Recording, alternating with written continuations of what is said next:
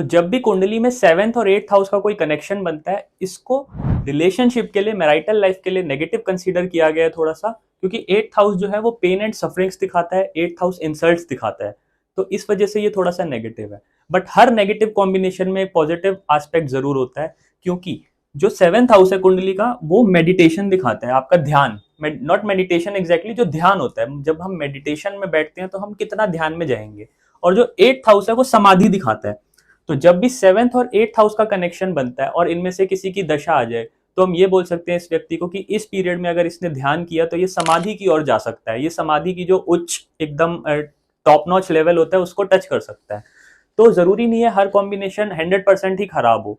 तो जो साधक है, जो मेडिटेट करते हैं, जो ध्यान लगाते हैं, जिन्हें समाधि की आवश्यकता है, जो समाधि मतलब जिनकी डिजायर है, तो क्या होगा, उनके लिए कनेक्शन बहुत बढ़िया हो गया। बट मैरिटल लाइफ के लिए ये थोड़ा सा नेगेटिव हो गया। आप सोच सकते हैं क्यों? क्योंकि अगर एक इंसान बहुत ज्यादा विरक्ति के स्टेट में आ गया, जिसे ध्यान और समाधि की मतलब नीड है, तो उसके लिए शादीशुदा जो लाइफ है, जो मैरिटल लाइफ है, वो थोड़ी सी कम प्रेफरेबल होगी। अब दूसरा क्या केस हो सकता है कि किसी व्यक्ति के ये चार्ट में है, ना वो मेडिटेट कर रहा है और ना ही उसे समाधि चाहिए, फिर भी वो खुश है। तो इस केस में देखा जाए, ये होगा कि उसका जो पार्टनर है वो 8th हाउस से जुड़े हुए काम कर रहा होगा। अब 8th हाउस से जुड़े हुए काम क्या हो सकते हैं? बेसिकली मैन्युफैक्चरिंग सेक्टर हो गया, टेक सेक्टर हो गया, आर्किटेक्ट हो गया, इंटीरियर डिजाइनर हो गया, ठीक है, ज्योतिषी हो गया। तो अगर ये हुआ तो ये बहुत बढ़िया हो गया।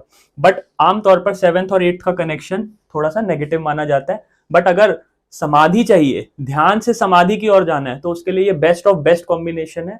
एक्सट्रीम ब्रह्मचर्य जो सेलिबेसी होती है, उसके लिए ये एक बेस्ट ऑफ बेस्ट कॉम्बिनेशन है।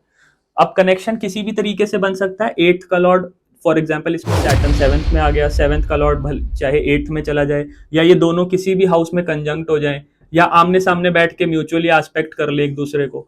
तो ये डिपेंड करेगा। और ये होगा कब? ये है योग, योग बताता है ये इवेंट होगा, दशा बताएगी ये इवेंट कब होगा। बट हर योग के अंदर एक पॉजिटिविटी होती ही होती है, जैसे कि ये हमने बताया। जय श्री राम।